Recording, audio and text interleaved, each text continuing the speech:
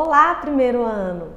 Vamos aqui agora para um conteúdo completamente novo dentro da história da arte, tá certo? Eu vou explicar para vocês, a partir de agora, de onde vamos começar e até onde vamos parar dentro do decorrer de todo o conteúdo que vamos ver durante hoje até o final do ano letivo. O que vai acontecer? Nós começamos a trabalhar um período histórico em que falávamos de arte clássica, arte moderna e arte contemporânea. Nós fechamos esse ciclo. Nós trabalhamos já todas as características que envolvem essas diferenças entre uma representação artística e outra, certo? Agora nós vamos voltar lá na nossa origem artística e vamos seguir a linha do tempo. Então nós vamos de pré-história até os dias atuais. Vamos passar pela arte egípcia, vamos ao neoclassicismo, ao realismo, ao romantismo, ao barroco, enfim, vamos percorrer todas as fases artísticas até os dias atuais. Lógico que quando chegarmos naquela fase, por exemplo, de arte clássica que nós já vimos, o conteúdo que eu for mostrar para vocês nesse período vai ser algo novo que vocês ainda não conhecem a respeito do período, da fase. Então nós vamos acrescentar algo que já foi tratado, tá bom? Então aqui, como nós vamos voltar lá para a origem da arte, vamos falar da pré-história. O conteúdo de agora, dessa aula de hoje, nós vamos falar do período paleolítico e do neolítico, tá certo? Antes de tudo começar. Ah, professora, mas o porquê que podemos considerar este período da pré-história como manifestações artísticas? É isso que eu pretendo explicar para vocês, é fazer esse paralelo entre as representações do passado e as representações da nossa atualidade. O homem da pré-história, ele não tinha consciência do que era uma obra de arte. Ele não sabia o que era ser artista. Então, todas as manifestações que nós vamos estudar desse período são formas ritualísticas. Por quê? Porque eles não tinham a consciência do que estavam fazendo em forma de arte. Por que então estudamos dentro das artes plásticas? Porque eles utilizaram formas de pintura, formas de desenho, forma de escultura e também em questão da construção arquitetônica de moradia. Então nós estudamos o avanço da moradia, o avanço da representação da pintura, da escultura, os métodos que eles utilizavam como ferramentas para poder produzir aquelas artes que eles faziam naquele período. Então são formas, são linguagens artísticas, porém não podemos considerá-los artistas. Por quê? Porque eles não tinham a consciência do que era ser artista e do que era uma obra de arte. Mas enfim, quando nós estudamos a origem da pintura, a origem do desenho, a origem da música, da dança, do teatro, todas essas origens pertencem à pré-história, tudo. O dia que nós formos estudar música, os instrumentos musicais, vamos para a origem de tudo, vamos para onde tudo começou. Apesar de saber que eles não tinham a mínima ideia de que estavam fabricando os primeiros instrumentos musicais, certo? Então vamos lá. Então vamos falar desse período da pré-história. O período mais antigo de todos é chamado paleolítico, que nós chamamos de pedra lascada. Por que pedra lascada? Por que utilizamos esse nome? Porque eles não poliam a pedra. As ferramentas que eles tinham, tanto para caça como defesa, para fazer as utilidades do dia a dia, era simplesmente uma pedra que quebrava. E da maneira em que ela era quebrada, ela ficava. Ele não polia, ou seja, ele não afiava a ponta daquela ferramenta que ele utilizava. Por isso recebeu o nome de pedra lascada. E é o período mais antigo, mas foi onde tudo começou. Foi quando os primeiros homens começaram a aparecer. Nesse período, eles eram caçador-coletor. Além de tudo, nômades. Eles viviam exclusivamente da caça. O homem desse período, então, ele vivia exclusivamente da caça. Ele vivia para se alimentar, alimentar a sua família. Então, o grande sonho, o grande desejo de consumo que rodeava a humanidade naquela época era sair para caçar e ser bem-sucedido na caça, voltar vivo, sobreviver a essa caça, conseguir trazer a sua presa para alimentar a sua família. Esse era o grande sonho de desejo. Por isso que nós dizemos que tudo que eles pintavam e desenhavam nessa época era neste contexto. Parte a surgir deste período uma crença, uma fé. Não existe religião, mas existe uma fé que algum poder aquele desenho exerceria na vida, na rotina, no dia a dia daquelas pessoas.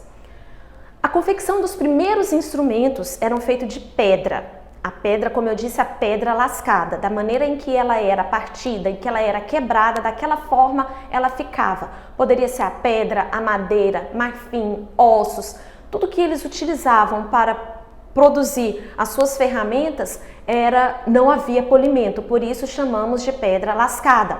Mas temos aqui os primeiros desenhos da humanidade que nós vamos ver, e os monumentos megalíticos também, os dólmens, o Stonehenge, Menhir, Cromlech. O que é isso? São locais em que eles construíam para poder fazer também cultos, rituais e supostamente enterrar os seus ancestrais. Vamos lá para os primeiros desenhos encontrados no período paleolítico. Por que hoje chegamos a essa conclusão de que o homem naquela época dependia exclusivamente da caça para sobreviver? É porque nessa fase, tudo que ele desenhava, todos os registros que encontramos nas paredes das cavernas datadas dessa época, registram imagens semelhantes a esta daqui. O animal muito bem estruturado, de maneira muito naturalista, e o ser humano com alguma flecha, alguma ferramenta na mão, tentando abater aquele animal. Chamamos essa arte de naturalista. Por que naturalista? Porque eles tentavam captar com o máximo de realidade possível, de forma mais natural possível, aquilo que eles viam. Mas os animais, eles retratavam com mais realidade, com mais riqueza de detalhes. Por quê? Porque eles consideravam que daquela forma eles estariam capturando o animal, dominando aquela imagem. Já o ser humano não. O ser humano era representado naquele famoso homem palito, que a gente fala, aquele desenho do homem palito nos dias de hoje, de uma maneira muito simplificada, muito simbólica, em relação à figura do animal.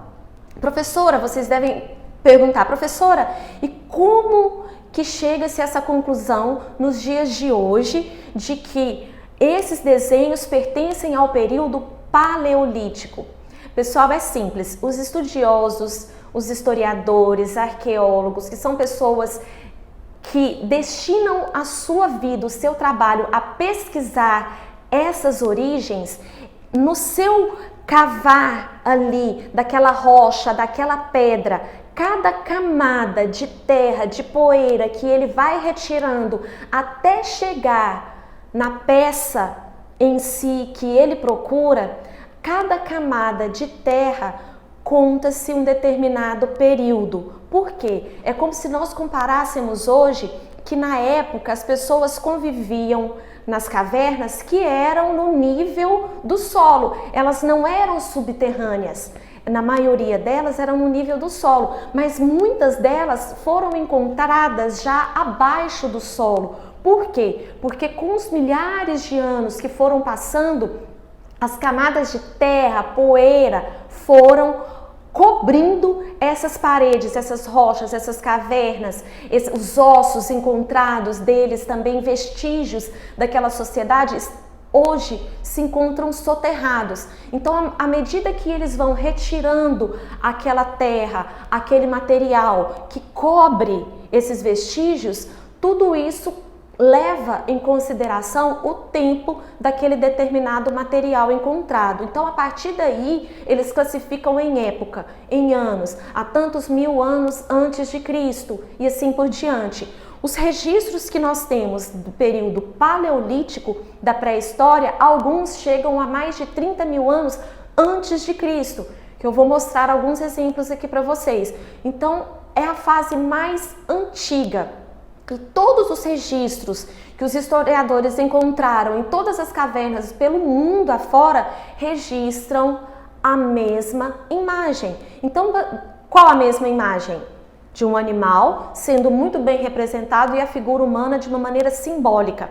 Então, baseando nestes estudos, os historiadores, os pesquisadores, arqueólogos chegam a essa suposição em comum, que o homem vivia exclusivamente da caça. E como ele dependia dessa caça para sobreviver, supõe-se que todas as pinturas eram neste contexto ritualístico. Uma vez que eles eram nômades, eles não enfeitavam essa pintura na caverna para a caverna deles, para aquela moradia deles ficar bonita. Não, de forma alguma. Eles moravam ali por um determinado período. Enquanto tinha comida, ali eles ficavam. Acabava a comida, partiam para outras regiões em busca de outros animais, outros alimentos e assim por diante. Por isso eram nômades. Ainda falando sobre a pintura, pessoal, em relação aos materiais, quais materiais que eles utilizavam para fazer essas pinturas? Sempre elementos da natureza, tudo extraído da natureza, eram plantas, rochas, sangue de animal, carvão, enfim, todos esses materiais serviram para eles registrarem essas pinturas nas paredes. Então elas têm essa cor por serem desses materiais, o vermelho, plantas, urucum, sangue, o preto, o carvão, e sempre misturado com o óleo vegetal, o óleo animal, para conseguir fazer com que aquilo se fixe na parede. Vamos falar agora da Vênus de Willendorf. É uma escultura, olha a data, 22 mil anos antes de Cristo. Se encontra em Viena. O que representa a Vênus de Willendorf? Bom, ela é uma escultura feminina. Todas as esculturas femininas encontradas na pré-história recebem o nome de Vênus, mas elas têm um significado muito importante, que também leva a crer que era feita também para rituais. Bom, ela representa uma mulher grávida. Essas formas arredondadas da escultura representam uma mulher grávida. E qual o contexto ritualístico? O contexto ritualístico era para que as mulheres grávidas fossem bem-sucedidas na hora do seu parto. Nós temos que levar em consideração que neste período, e nós sabemos que também até os dias atuais, nem toda mulher consegue ter parto normal. Muitas mulheres precisam recorrer a uma cirurgia cesariana para poder dar à luz ao seu filho. Só que nessa época, e até bem pouco tempo atrás, essa cirurgia não existia. Então, muitas vezes, a mulher, o bebê, corria um sério risco de morrer. Então, por isso, havia também esse ritual de um bom momento para o parto, de um bom momento para aquela criança nascer, para que o parto ocorra tudo bem, para que tudo seja muito bem sucedido. Então essas Vênus, elas representam essa mulher grávida para que o seu parto ocorra na mais perfeita condição. Aqui são os dólmens, são os monumentos que eu me referi ali atrás. Esses dólmens, existe um mistério muito grande de como eles foram feitos. São pedras gigantescas. Se nós compararmos o tamanho, a altura desse dólmen, por exemplo, aqui da Irlanda, a uma estatura de uma pessoa mediana, nós vamos considerar que ela se encontra na metade da altura dessas primeiras pedras enfincadas no chão. E vem a curiosidade, como que eles conseguiram construir estes monumentos. Então existe uma curiosidade muito grande e baseando nesses estudos que os historiadores, pesquisadores fizeram, eles chegaram à conclusão de que foi na força e foi na estratégia também de cavar o solo, colocar esta pedra em pé no solo, fechar, cobrir este solo, colocar a pedra em cima e depois cavar novamente. Ou seja, assim como lá na antiguidade as pirâmides, a gente envolve também um mistério muito grande de como as pirâmides foram construídas sem nenhuma tecnologia de engenharia, de arquitetura, de ferramentas da época. Os dólmens também existe esse grande mistério de como eles foram construídos. E tudo que existe nos dias de hoje são suposições, são pesquisas, porque não existe nada de registro completo. E para que eles eram construídos? Supõe-se que eles faziam rituais também nesse local, muitas vezes se encontravam para se proteger de alguma chuva, alguma tempestade, alguma moradia, mas também muitos ossos foram encontrados neste local. Então, a suposição é que eles enterravam os seus ancestrais nestes locais. Muito bem, pessoal, vamos para o período neolítico, já conhecido como período da pedra polida.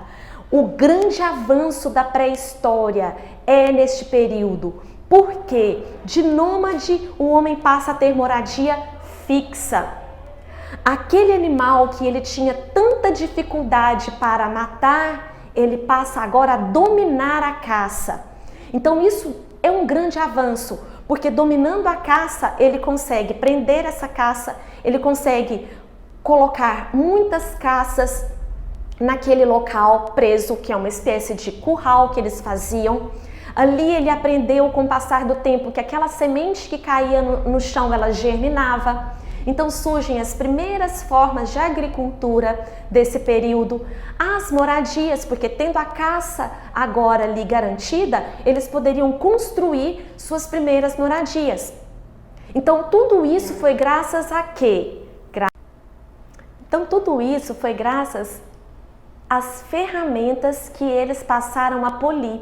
Com essas pontas mais afiadas, eles foram mais bem-sucedidos na caça.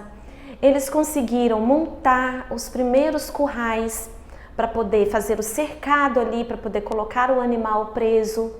Então esse avanço foi gigantesco no período neolítico, mas não aconteceu também de uma hora para outra. Nós falamos aqui de séculos para chegar passo a passo a uma determinada evolução. E uma das grandes diferenças que nós passamos a notar nesse período é em relação às manifestações artísticas. Por que chegamos a essa conclusão? Porque os desenhos passam a ser agora decorativos. Aquelas imagens dos desenhos do homem abatendo o animal deixam de existir. Agora eles passam a fazer as primeiras formas de calendário, marcando os risquinhos como se fossem dias, marcando porque eles passam agora a morar, eles passam a fazer as peças utilitárias para utensílios domésticos, como potes, vasos para armazenar comida, armazenar água. Então eles passam a enfeitar com desenhos estilizados, geometrizados, as suas peças utilitárias. Então essa é a idade dos metais, pós-período neolítico, onde eles passam a descobrir também as ferramentas mais apropriadas, mais avançadas e passam a enfeitar e a decorar. Bom, pessoal, então essa é a fase da pré-história, que nós então dividimos em três: paleolítico, neolítico e mesolítico, também conhecido como a idade dos metais. Então vimos aqui a origem, onde tudo começou, as primeiras manifestações artísticas, lembrando que não eram artistas, mas utilizavam de formas artísticas para registrar o seu dia a dia, a sua vida, a sua cultura. E através desses registros temos a consciência, a noção de como era a vida naquela época. Espero que tenham entendido, que tenham gostado, tá bom? E até a nossa próxima aula, que iremos para o Egito. Um beijo, fiquem com Deus!